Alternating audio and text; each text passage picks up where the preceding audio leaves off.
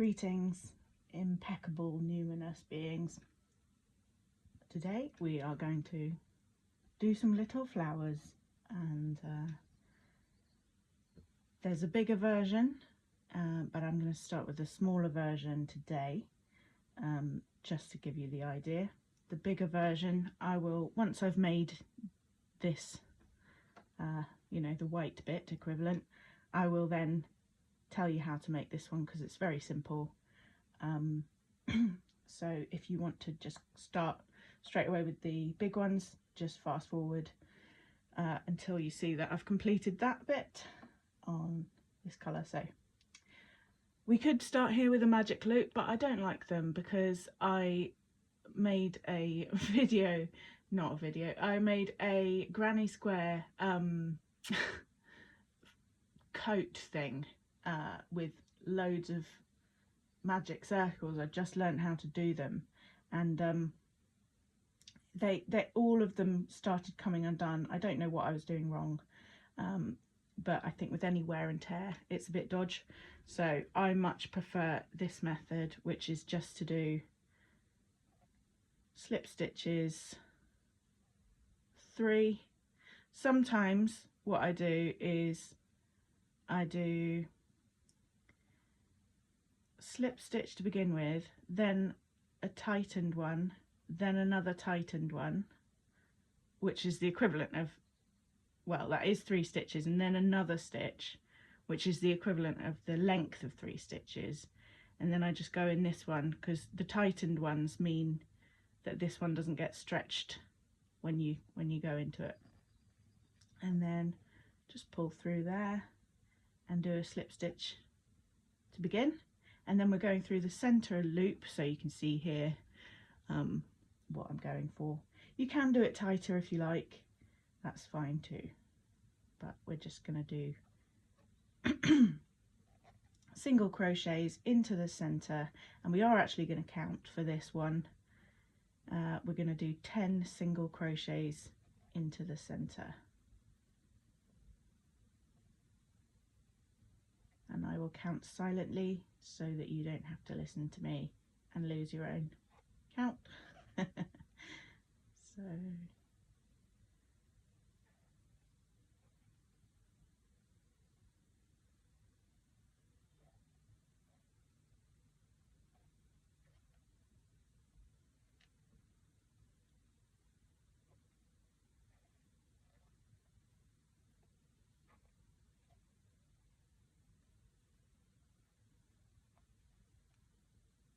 there we are.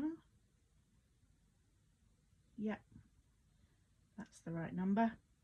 And so we just join to the first stitch, back loop, and I generally go for both back loops actually, if I can, and just slip stitch through there and pull that through tight. So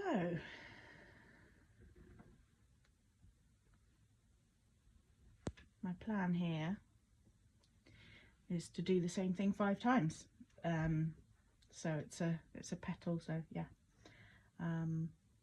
So what we'll do first is we'll do a slip stitch, but kind of half pull it.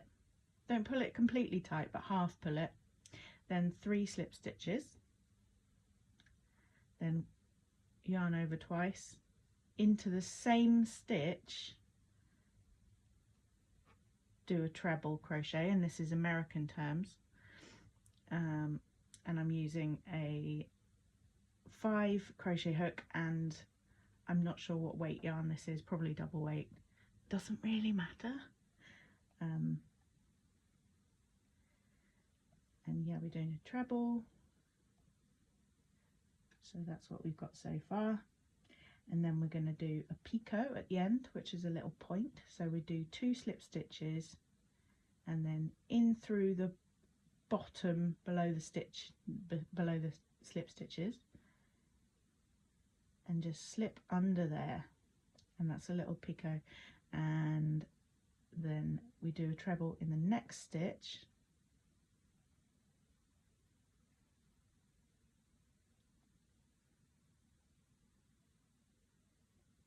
and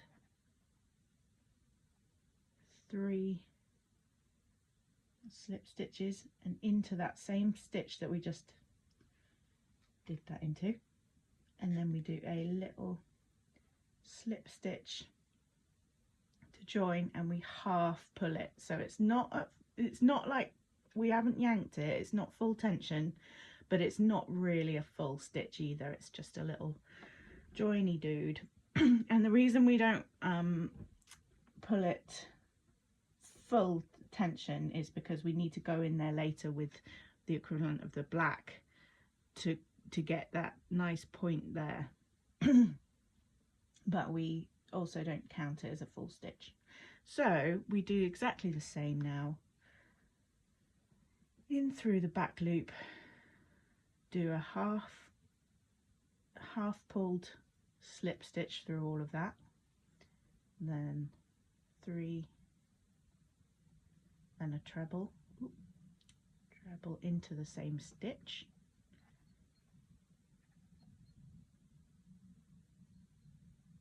and then a picot, 2 slip stitches and underneath,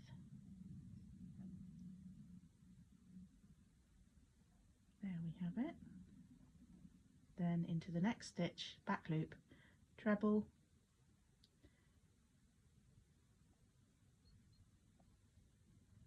and then 3 slip stitches, or chains, I should say chains, duh. And then yes, this actually is a slip stitch, sorry everyone, duh.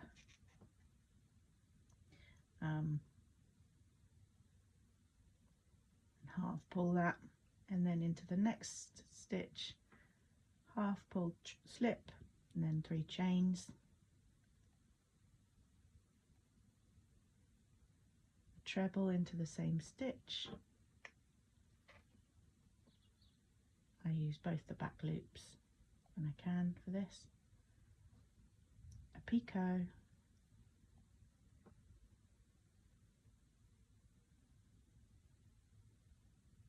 treble into the next stitch,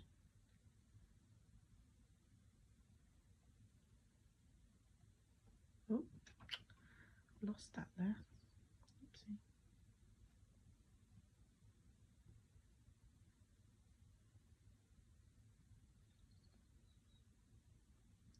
3 chains, slip stitch into the same stitch, back loop if you can as well, double back loop,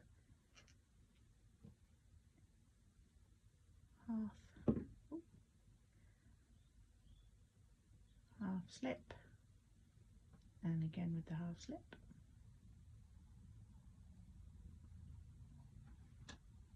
and I'm going to be quiet because you get the gist now.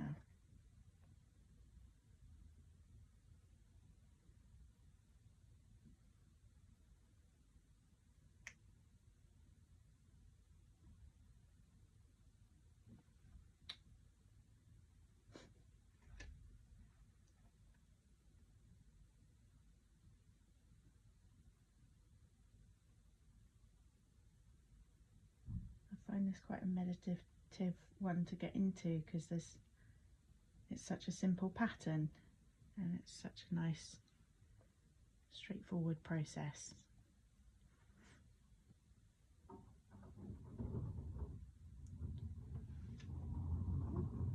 My neighbour taking the bin back.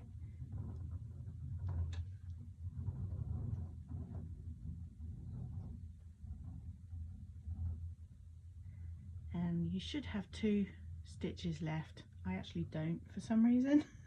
I'm not sure, maybe I miscounted, but that's okay. I can just go into this one, into the back loop of this one, and once it's finished you won't really notice. That's the wonder of freeform. You can just sort of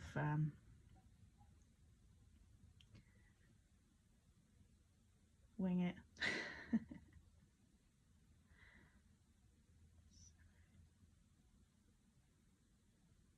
Last picot,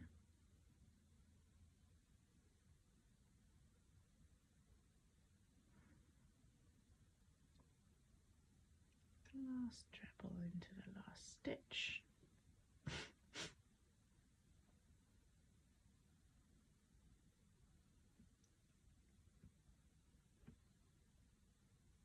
And to end, I do that half slip, but I also do another half slip into the back somewhere, just whatever stitch takes your fancy, and then just a pulled stitch to end, and voila. So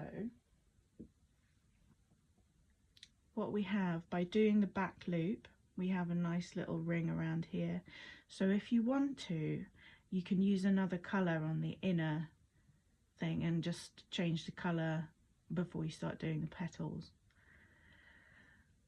Right, I said I was going to tell you how to do these big guys. So you do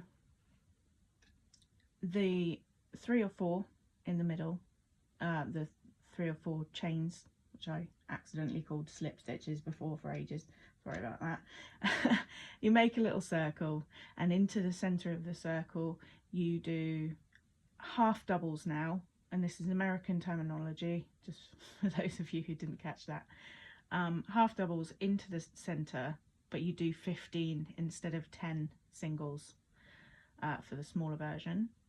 And then once you've done that, I haven't done back loop only for these bigger versions for some reason, but you can if you want to. Oh yeah, here's a bigger version that I've done the back loop, so you can see quite clearly the central sort of circle, which you can do in a different colour if you want to. And then starting the petals, same as this one, you do a little loosish slip stitch to start, and then 3 chains, and then do a treble crochet in the same stitch. And instead of doing the picot here, we then do a quadruple crochet, which is yarn over 3 times here. Then we do a picot here. Then we do, in the same stitch, we do another quadruple. Then in the next stitch, a treble. Then 3 chains and the half pulled slip in the same one as the treble. So that's how you do a petal of that. So I'll just explain it again, because otherwise you'll have to rewind the video, and that's annoying. So a slip stitch to join the next stitch, pull it halfway tight, not all the way tight, because you'll need to get the crochet hook in under there later. Then 3 chain stitches, then a treble into the same stitch.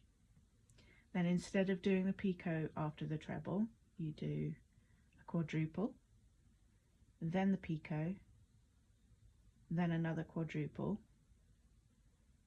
into the same stitch, then the next stitch a treble, followed by 3 chains into the same stitch with a semi-tight slip stitch, and there we have it. And the way you do the border, so I've actually sewed these 3 together to make one sort of sash thing or a belt. It looks really nice in free form, because any repeating patterns that come in are just really delightful to the eye for some reason. So yeah, sorry, the way I've distracted myself, the way you do these outer bits, I'm going to use this nice sparkly purple here, is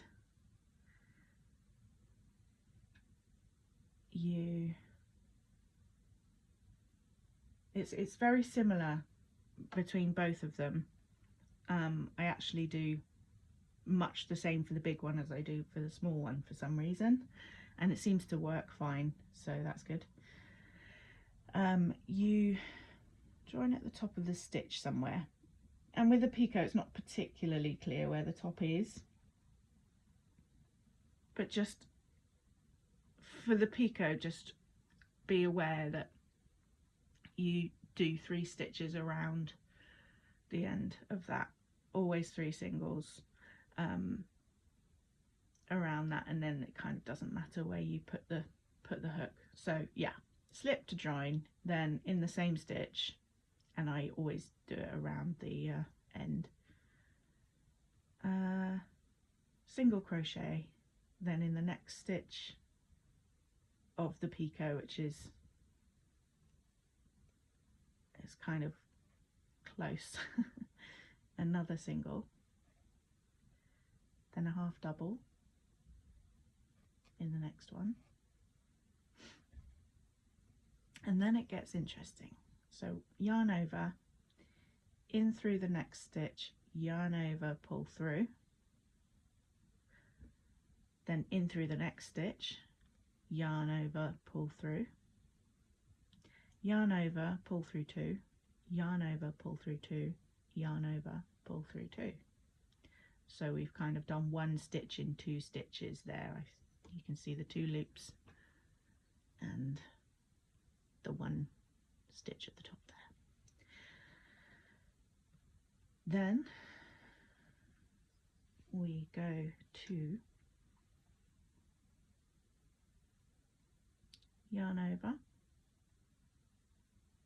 and we skip this stitch here, and we go to the next stitch, in through there, around, yarn over, pull through 1. This is where we are glad that we didn't pull these too tight, because we go under there between those 2 slip stitches, yarn over and pull through.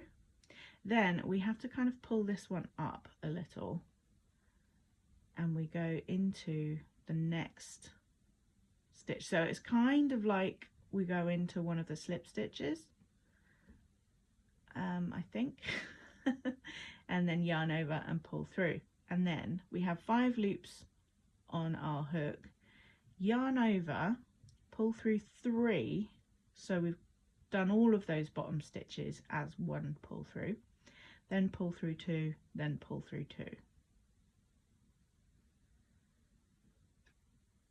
So it should look like that. So, and on the way up we're doing the same thing as we did on this stitch again. So we don't skip 1 this time for some reason. I think it's just the way the picot works, I don't know. It just seemed to work better in my head if you don't skip 1 on the way up. That's weird, probably wrong. Anyway, doesn't matter, looks fine. The whole point of freeform. So yarn, so that stitch in, pull through, yarn over, no, wait, hang on, I've confused myself, right. So yarn over, in through that bottom stitch, which is the slip, yarn over and pull through, next stitch up, put your hook through there, yarn over, pull through that one too, and then pull, yarn over, pull through 2, yarn over, pull through 2, yarn over, pull through 2. Then we do a half double in the next stitch, then single. Sometimes I do 4 singles here. It really does depend. So I'm going to do 4 singles here because it seems like a 4 single kind of thing.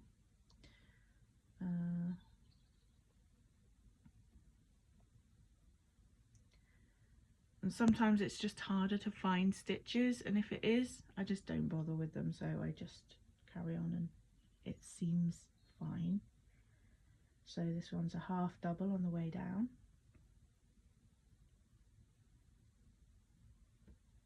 then yarn over, in through the first, yarn over, pull through, in through the second, yarn over, pull through, then pull through 2, pull through 2, pull through 2, yarn over, skip 1, so we're going in through the bottom, the slip stitch at the bottom there, yarn over and pull through, then in between those 2 slip stitches, yarn over, pull through, then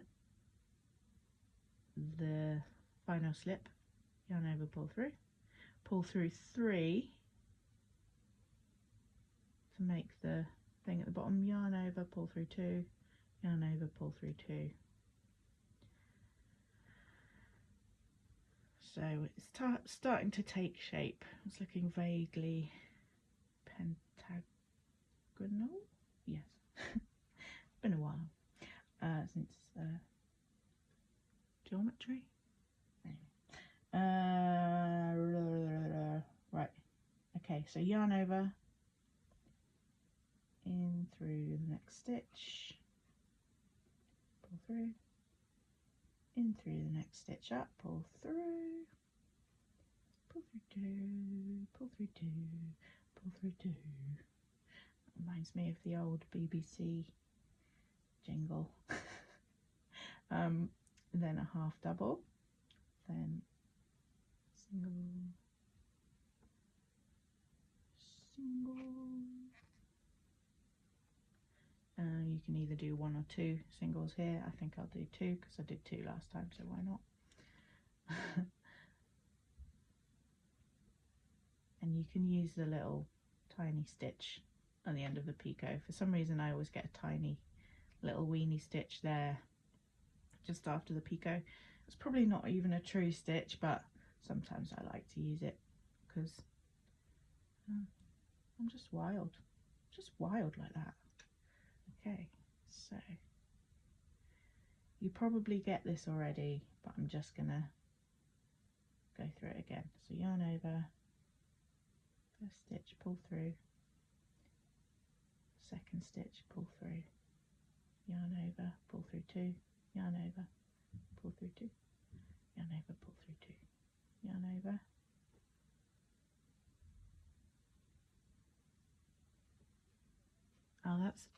the little stitch is probably why I skipped one at the bottom. I should probably skip the little stitch, never mind, whatever. Alright, yarn over, middle one, yarn over, first slip, yarn over, pull through 3, pull through 2, pull through 2. Yarn over, first stitch through, yarn over,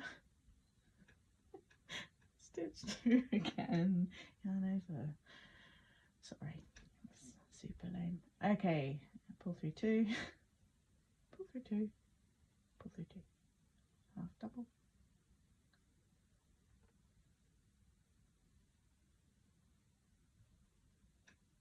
single, single, single. I'm going to go through the little stitch because I like it. Little singles, double date. Cool. I'm just going to carry on because you basically know the score from here.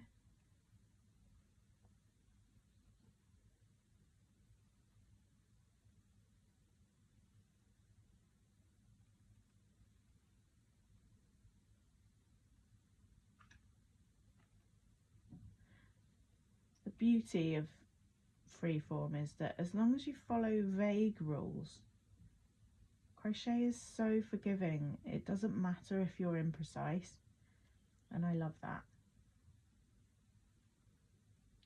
I like the freedom to improvise. I'm the same playing the saxophone, actually. It's just, if I know the bones of the thing, then the rest kind of feels right.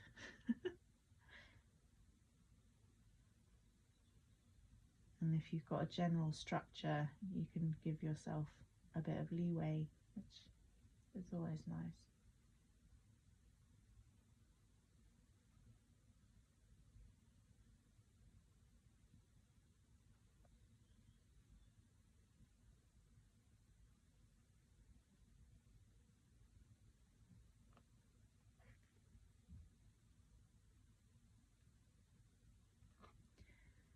this is why I never got on with knitting patterns, because if you go wrong with knitting, it's just such a pain. But if you go wrong with crochet, you just pull the thread and it unravels beautifully, and then you're good to go.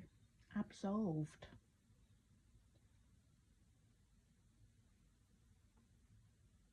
Frogged.